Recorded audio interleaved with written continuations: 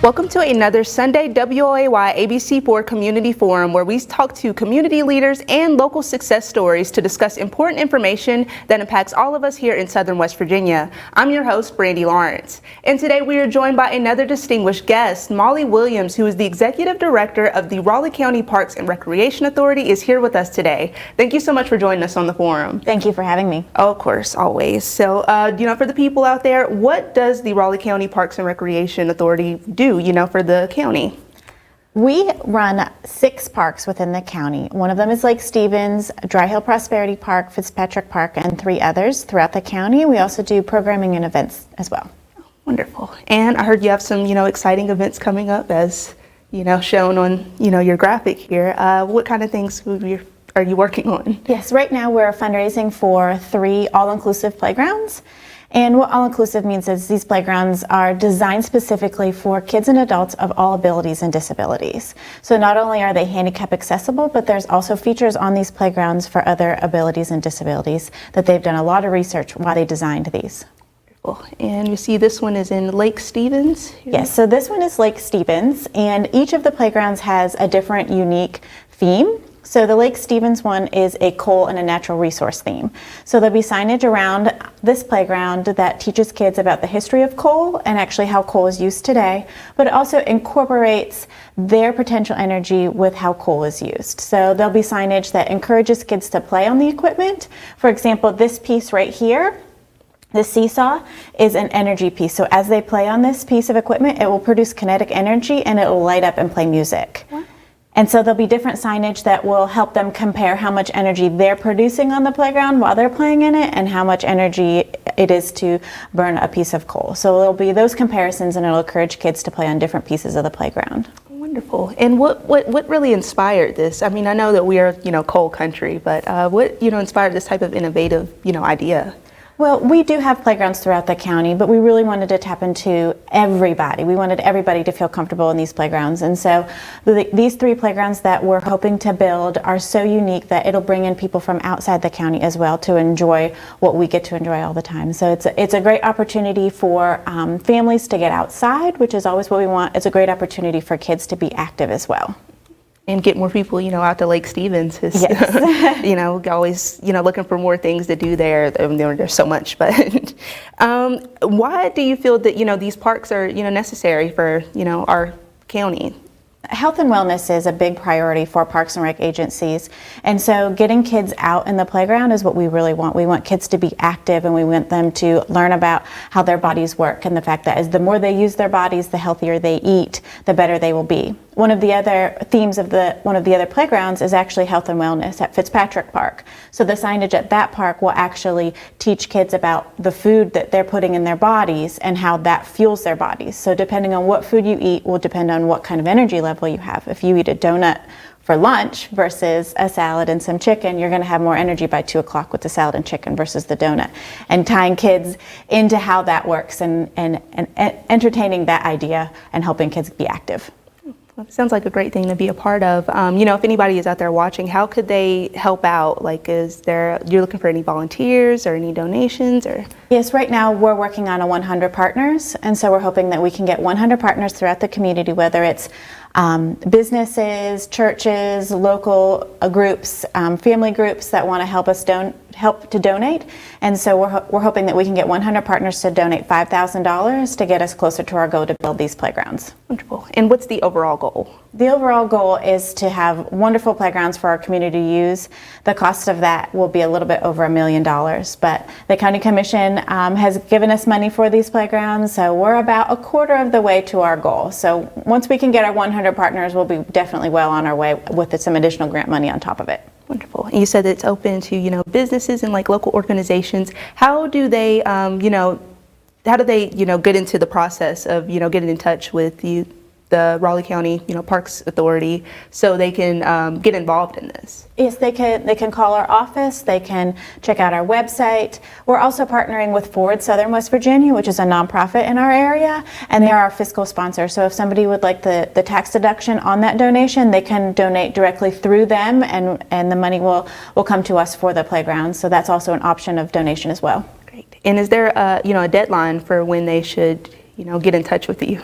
We will be collecting money until these playgrounds are built. So hopefully it'll be sooner than later. All right. Well, all you businesses out there, you heard about the tax deduction. It is tax season, and it's a wonderful thing to, get involved with, helping the community and our kids. So, and, what other, you have any other, well, we actually have some other ones to look at of the parks and things, but are there any other, projects and things going on that you, would like to highlight? Yes, we're in the process of getting a contractor to build half of our Clear Fork Rail Trail. And so it's a 15-mile rail trail in the western part of the county, and it's going to be a great asset to our county and our community. Oh, wonderful, wonderful.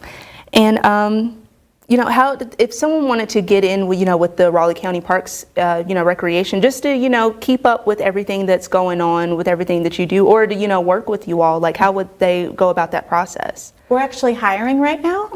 So if people are interested in having a part-time job or a full-time job, we've got both available, as well as seasonal positions. So you just want to work a couple months while you're off from school or something. We have positions available that fit all different unique schedules. And so they can find more information on our website.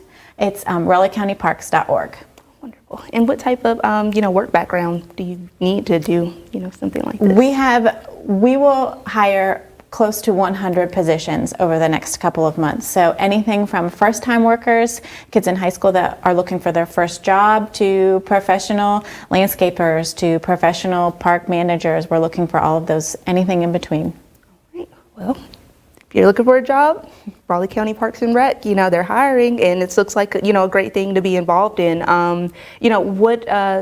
What led to you, choosing these 3 sites? Because, Raleigh County is, much bigger than people, realize that it is. Yes. So what was it about these locations that really? These locations are places that people already visit on a regular basis. They already have some kind of a playground structure there that needs to be replaced. So it was fitting that we put these, unique structures in places where people already are coming to. So we know that there's already a base of users. So we were excited to provide that for our user groups that have supported us over the years. Wonderful, wonderful. And are there any other places that you could potentially be, hey, well, maybe that will be a little interesting too? Yeah, so Dry Hill Prosperity Park is the 3rd location for these playgrounds. And so that playground is right along the interstate. So the theme of that one is vehicles and fuel usage. So the signage at that playground will be about how cars use fuel, how trucks use diesel, and how kids' energy on those playgrounds compares to fuel usage. And what was the, your process? I see that they're very relevant to, the area and things. What kind of helped you, come up with this idea? I really wanted to play into what was already at the parks, because our features in our parks are amazing already. So I didn't want to take away from the natural or not natural features that were in our playground. So obviously Lake Stevens, we went with a natural resource theme. There's actually a coal mine underneath Lake Stevens. So the coal theme for this one was very fitting.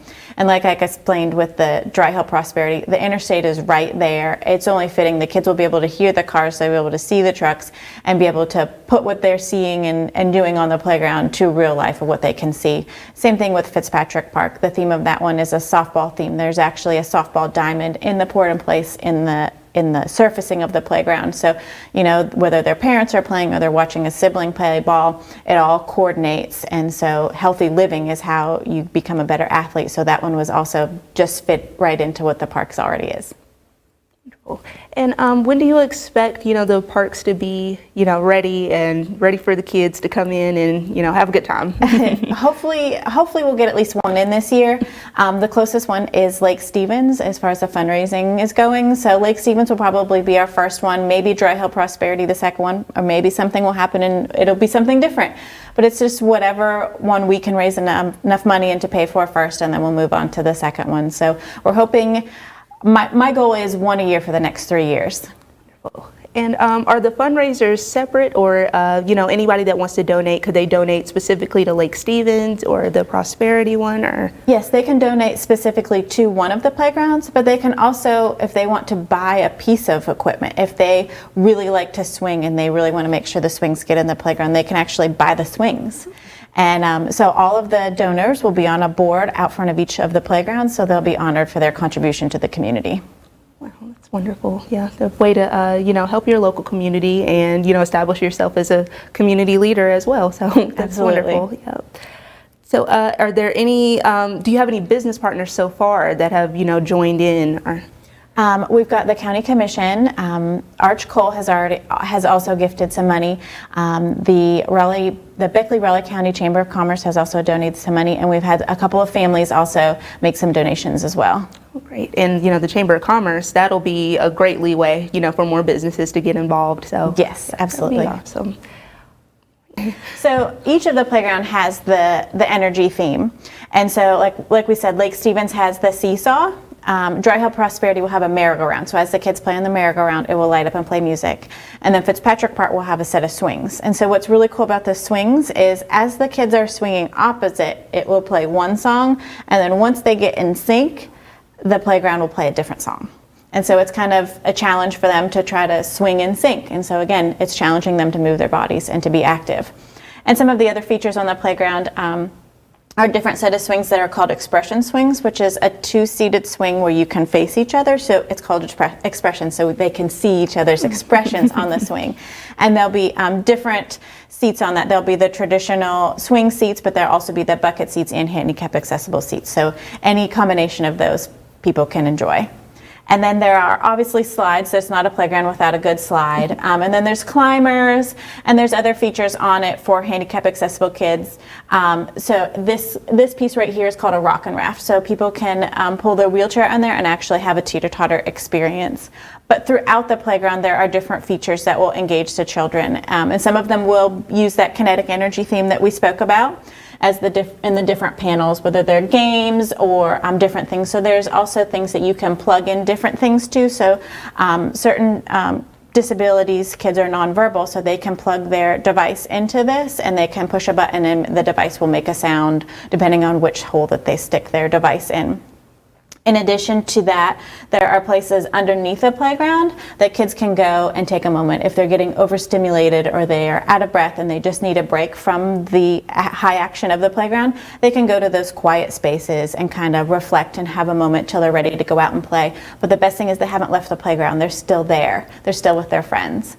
And so that's what's unique about this particular brand is they take those things into consideration when they're designing the playgrounds. And so there's features underneath that you don't even see from the outside view. That's really, innovative and really cool. I've never really heard of something like this, and especially in Southern West Virginia, it seems very, high tech. Do you know of anyone else that is, has done something like this? There's a couple similar playgrounds throughout the state. None of them have the energy pieces. We will be the first one in the East Coast and maybe the country to have those energy pieces installed in 3 different playgrounds. Wow, wonderful, wonderful. And now this will be really great, for us, and this will also help teach the kids about, certain things that are going on. So. Yep, it has history aspect, it has the physical movement aspect, it has the STEM to it, so it covers a lot of broad things that kids need these days. Wonderful. And just for the people that want to get involved and want to learn more, could you give them their information that they can, your contact information and website where they can visit to get more information? Sure thing. Our website is raleighcountyparks.org. There'll be a link right on the first page that says find out more about our new playgrounds or find out what we're working on. And then also if people are looking for a job, if you go to the tab About Us and go down to How to Apply, there'll be an application there that you can download and fill out. All right, wonderful. Well, that wraps up our first half of our community forum. Come back and see us for the second half, where I'll speak more with Executive Director Molly Williams about these new parks coming to Raleigh County.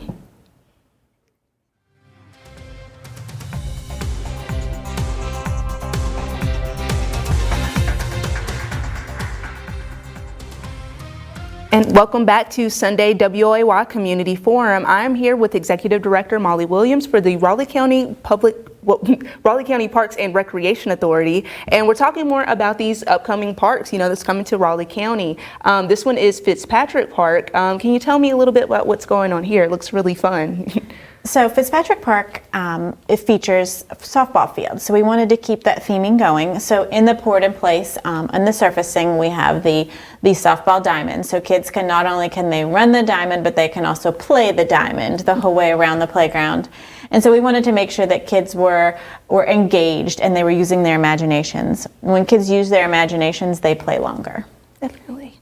And this here, I see a little saucer right there. That looks interesting. What is that exactly? That is a spinner. So kids can get in that and propel themselves and make themselves spin around on that. I mean, when we were kids, we would get on those merry-go-rounds, and that was the funnest thing, is to spin as fast as we can. So that's a great thing for kids with autism. A lot of times they really like that sensation of that spinning feeling.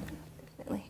And I'm a kid at heart. So you did say that there would be like amenities and things here for adults. Like what type of things are incorporated here that adults could kind of take part in? Specifically on this playground, we have some swings on the side here that the adults can sit and watch their kids play while they have a little swing. But these playgrounds are created for kids of all ages. I mean, it says 5 to 12, but anybody can go out on these and play on these. I mean, who doesn't love a good slide now and then? Oh, me definitely. And I know that this is really different, that what you're doing with the being inclusive and the kind of the technical, innovative aspect of it is really making it different than any other park that we've ever, seen around here. And what exactly is it that, playgrounds do for kids, does for communities, and why do you feel that they're necessary? So I have a little activity, if you don't mind, Brandy, and you folks at home can join in too. So I want you to close your eyes, and I want you to think back to your fondest childhood memory. Okay? You can open your eyes. You folks at home can open too. Was it inside or was it outside? Definitely outside. It was outside. Mine too. And I guarantee about 90 to 99% of the people at home had the same answer. But the reality of today's world is the average inmate spends more time outside than the average elementary student. So we need to get our community outside. We need to get our kids outside. So not only is it the physical aspect, so healthy living, but kids can get vitamin D, they can feel the breeze in their hair, and that alone can reduce anxiety, it can reduce depression, and it can help kids lead a more healthier lifestyle. But what we don't realize that happens on playground is the creativity play. Kids will pick up the mulch and they'll use it as money. They'll use it as food. They'll pretend it's anything under the sun. They'll pretend it's Pokemon cards. They'll pretend it's anything. And so that engagement helps them learn how to, be an entrepreneur. Well, my mulch might be better than yours. What kind of mulch do you have to trade with my mulch? I mean, it becomes that creative, and they use their brains and they interact with one another. We saw such a negative effect on kids' socialization over COVID because they couldn't interact with their friends. I know when my daughter first got to see her friends for the first time, they hugged each other and cried. And I had no idea what an impact that was on them. But they weren't interacting on the playgrounds, they weren't interacting in school. And so these playgrounds will bring kids together. It will bring families together.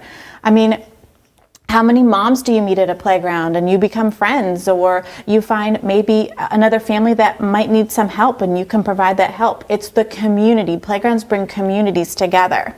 So not only are we helping with their health and wellness, not only are we helping socially, we're helping them physically, we're helping their communities, but the interactions that kids have with the playground itself are unique as well, because not only are they challenging themselves to, well, maybe I can go down the big slide tomorrow. Maybe if I go down the little slide enough times today, I'll be able to do the big slide tomorrow. And they come back tomorrow and there'll be kids going down the big slide that'll be like, come on, come join us on the big slide. So they're encouraging one another and they're challenging each other. And so playgrounds provide more than just an outdoor space. It's really an integrated part of our community. Definitely, yeah. And as much as a tech lover as I am, it has also, had a number on kids today. And like you said, a lot of my best childhood memories were outside, playing with my friends. So I feel like that would be really great as well. So yes. And as you mentioned with like depression and anxiety, social media is actually playing a part in that. It's something that I've read too. A lot of people that are chronically online are, more anxious, they're more depressed than other people. So this, it's really great and it's really necessary at a time like this. I can see that. And for those of us that still have our phones everywhere we go, there'll be scan codes at the entrance of the playground. So if you want to tell us that something's wrong with the playground or something's great with the playground, or you just want to log in that you were there, there'll be those moments that you can do that at the playground as well. Wonderful.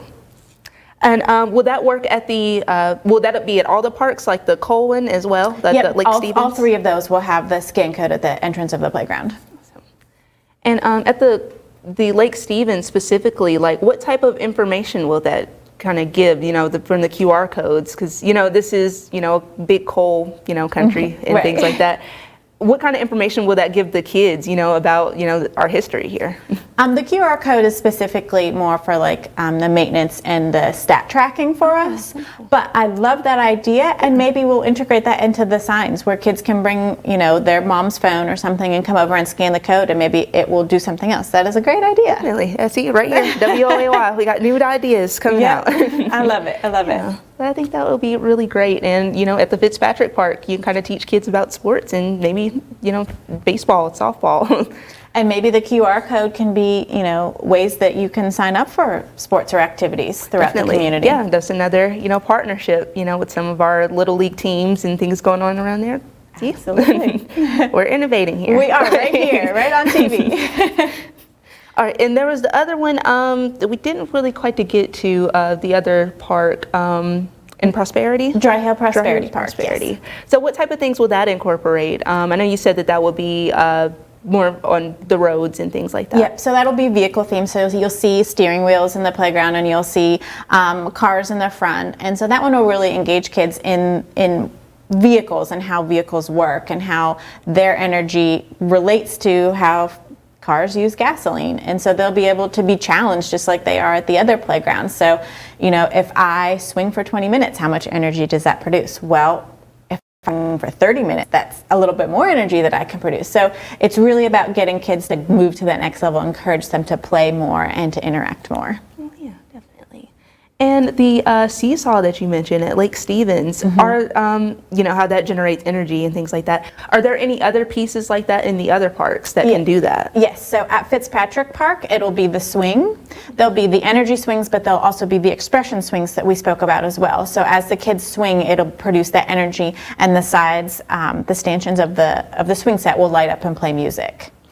And so at Dry Hill Prosperity, there's already an antique, as you will, merry-go-round there. So I had to put the energy merry-go-round at Dry Hill Prosperity Park. So that's where that one will go.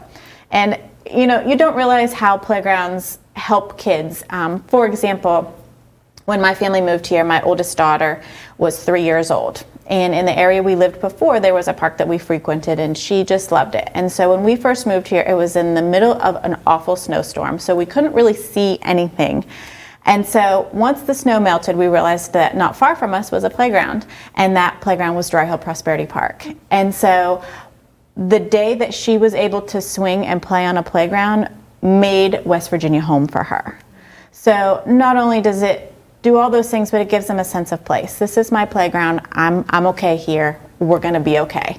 So playgrounds, have that special spot in my heart, and uniquely now I'm managing Dry Hill Prosperity Park. So I really have a special place for that park, and it's going to be a great place. Yeah, it's like a full circle moment for you. Yes, absolutely. Yeah. So this is kind of a passion project for you as well, seeing how your daughter interacted with the park and being able to make that special for other kids. Yes. So that's really great. As a Park and Rec director, I have a master's in Park and Resource Management. I have lots of other certifications. I mean, you learn all of this, in the books and in your studying, but the real heart about it is when you can see it in person. You can see it with your family or the community. It really makes it special.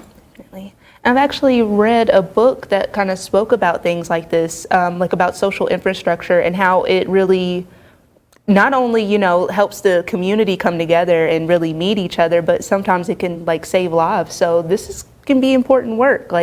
Absolutely. Also at Dry Hill Prosperity, we have a community center that has a lot of community activities. Girl Scouts meet there. There's also a dance group that meets there that's open to the public. So it really is a community space. So the playgrounds are just going to add so much more to that. Yeah. Feeding everything together, it's also, introducing other resources that you have going on. And I believe we talked a little bit about it, but what other projects did you all have going on? Is there anything else you want to plug or anything that people should know about? Sure, yeah. We actually have an advertisement out for bid for the construction of the Clear Fork Rail Trail. And it's the first section of, it's a two-phase project, and so it's the first phase. We're looking for a construction company that has experience building trails. This is going to be a great thing for that community specifically, but also our entire region. The push right now in West Virginia is outdoor recreation, and so for us to be able to provide another source of that is really heartwarming, and we're really looking forward to starting this project and breaking ground on it. So if any construction companies are out there, we've got this bid project out. Again, RaleighCountyParks.org. You'll find all the information. Great. And that's actually, you kind of beat me to the punch there. I was actually going to ask you to plug one more time the phone number and the website, just so where people can, reach you. Yeah, the best thing is really the website, because you'll be able to see all of the playground information. You'll be able to donate to the playgrounds, but also if you're looking for a job, there's that information on there. If you're looking for more information on this construction project, that information is on there. It also has our contact. So if you do want to talk to somebody in person, definitely give us a call. Wonderful. Well, thank you again for being here with us today and, telling us about these exciting things that are going on in Raleigh County. And, feel free to come back anytime and tell us what's going on. We love to be in the know. Thank you so much for this opportunity. I appreciate it. Thank you. And thank you all for joining us for another Sunday WOAY Community Forum. Come back and check us out next week with another distinguished guest telling us what's going on in Southern West Virginia.